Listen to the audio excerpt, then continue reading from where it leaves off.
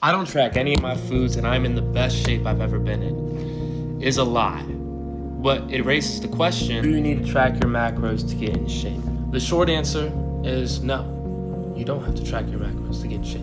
And I've seen many people do it successfully time and time again. It's definitely possible. I, for one, am not one of those people. I track everything that I do.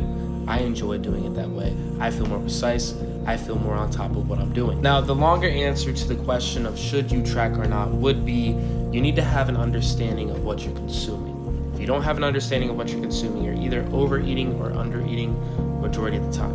And when it comes to tracking your food, you probably either are going to try to be in a surplus or a deficit unless you're trying to maintain. So unless somehow you can just estimate all your foods by looking at it, you need to have some sort of metric to go by in order to stay in whatever phase you want to be in, right? If you're in a deficit, you need to eat calorically under your maintenance calories. The easiest way to do that is track your foods and make sure you don't go over. Same with the surplus. Find your maintenance calories and track your food so that you know you are in a surplus day after day after day. Because whether you're trying to put on size in a surplus lean bulk or the opposite, where you're trying to cut down, lose fat, get shredded, you have to do that day after day after day. You can't be in a deficit one day, a surplus the next day, and hope it all works out. I personally track all my foods, so that is the approach that I like to take. Also, the same approach I take with all of my clients. All of their food is tracked by me.